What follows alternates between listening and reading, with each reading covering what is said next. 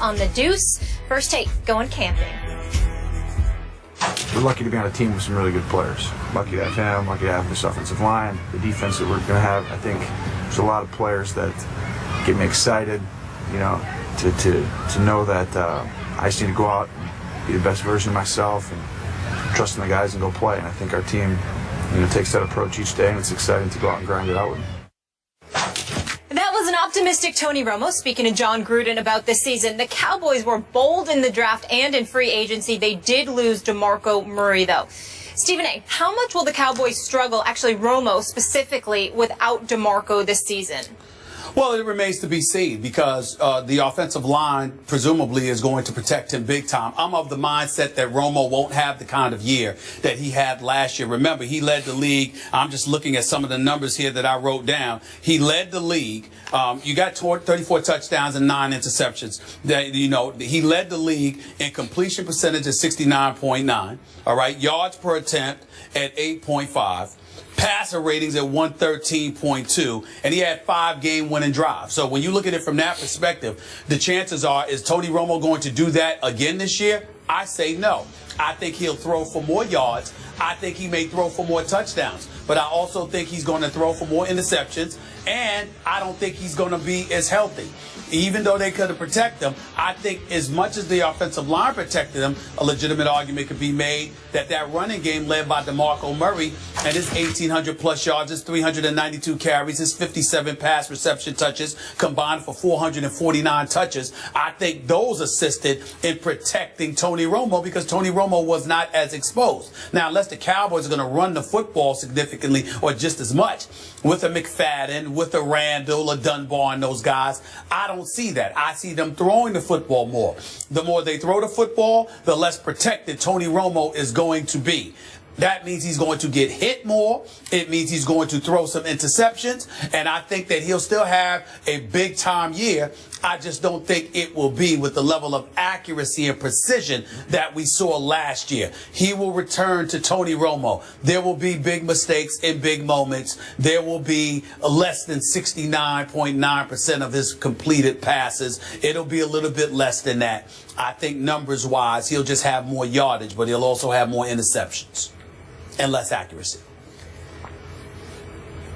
I want to thank you. I know we're early in the season here. Obviously, haven't even gotten to the first preseason game. But you actually spoke with just a little bit of respect about my man, Tony Romo. I didn't hear a note of sarcasm. You did not use your old accident waiting to happen. Maybe you're reserving that for game 1 or 2 or 3 or whenever you think he's going to come. It's coming. Don't worry about that.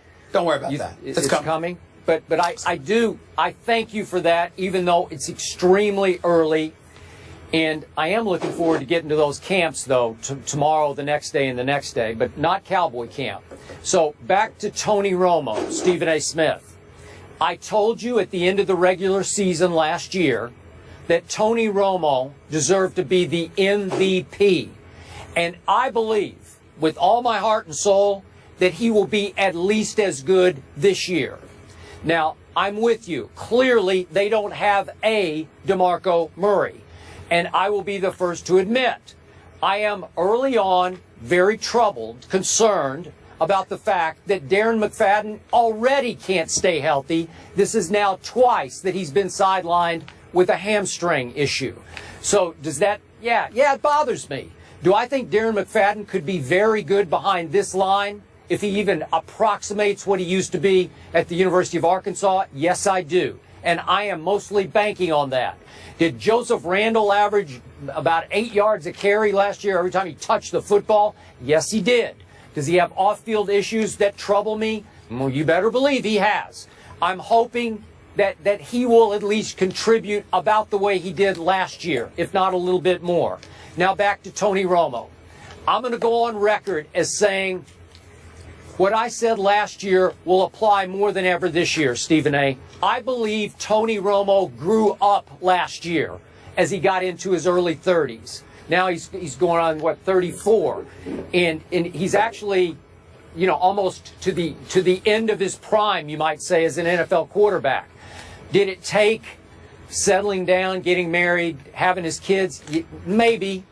But I know people don't like to hear this from me occasionally because they just don't want to hear it. But I'm going to go there. I believe that Tony Romo, just to keep it on the surface, I believe he's gotten a lot closer to God lately in the last year or so. I believe he's strengthened his relationship with God to the point that now in the offseason, he occasionally gives his testimony to groups. And I've heard from a couple of people who have heard his testimony this offseason. And his key point in that testimony is he used to be that rambling gambler. He had that Brett Favre thing going. Obviously grew up in Wisconsin, a big Brett Favre fan. And he says that now, because of his relationship with God, that he is more at peace on the football field. That he pulls the ball back down, he doesn't take the risks that he used to take. Now, you can argue that if he doesn't have quite the run game, he'll have to take even more risks. But I loved what he said in the Gruden conversation about how, well, it's pretty simple right now. We've got Dez over there, and I just take one look. Is he singled or is he doubled? If he's singled, I'm probably going to go to Dez. If not, I'm going to run through my progressions quickly, and I'm going to make the right choice. I just find a new peace, a new comfort level around Tony Romo, and I think he is poised to have a big, big year this year, just as that team is poised to have a big year. Well, my response to that, Skip, is first things first in all seriousness. Contrary to what you might believe, I run across a few Cowboys in the offseason. We get along just fine. Even though I hate on the Cowboys, it's all in fun. We're just talking football. As a human being, I can't imagine that there are people who exist that's too much nicer and more decent than Tony Romo. I know that Tony Romo's a good guy. I know that people that are around him, that get around him, talk about how he's got a good soul. You know, obviously his wife and his wonderful family, that plays a role in the faith that Jerry Jones has had in him, as well as should. Because when you're investing that kind of money in a quarterback, you know, that's the leader of your team, and you need him to be on the up and up on a multitude of levels. So we respect that, okay? But the fact of the matter is that Tony Romo got hooked up by Jerry Jones. Jerry Jones looked out for him big time by running DeMarco Murray into the ground. That's right, I said it. It's the truth. Because what happened is that now you've got DeMarco Murray in Philadelphia, Skip. It's the first 2 or 3 days of training camp, and already they're monitoring his reps in practice. Well, why? Sure because they know that he was fresh off of 892 carries last year, 57 touches, 57 receptions, overall 449 touches, and they know it's a bit excessive, even for DeMarco Murray, who's a bulldozer, will run over you, a north and south runner who isn't even 27 years of age yet. So when you take those things into consideration, why would you do that? You did that to protect your quarterback. Now, it wasn't a personal thing, because if you have to make a choice between protecting a quarterback and protecting a running back, any coach worth his salt is going to try to protect the franchise quarterback. We understand that. There's nothing wrong with it. But Tony Romo, let's not have our head in the sand and act like he didn't benefit from that. He did benefit from that. That's what he did. Because the more carries DeMarco Murray had, the less Tony Romo had to throw. He threw the ball like over 100 less times than he did the previous year. Therefore, he was probably sacked less times. When you combine that with the massive offensive line there to protect him, Tony Romo, because of all of that, is coming into this season for the first time healthy in training camp in 3 years. That's not an accident. It's not a coincidence. So now that you don't have DeMarco Murray, and you may not be running the football with that level of frequency, let's see what he does now. Because you are the franchise. You got your $55 million in guarantee. You got your $108 million contract. You're supposed to be the man. You've been there for 9 years. Got 2 playoff victories to show for it. Yet you got commercials. You're playing for America's team. You're playing in a $1 billion playpen. Everybody loves Romo. We'll see. Let's get it on. Let's find out what he's made of instead of putting guys around him to protect him.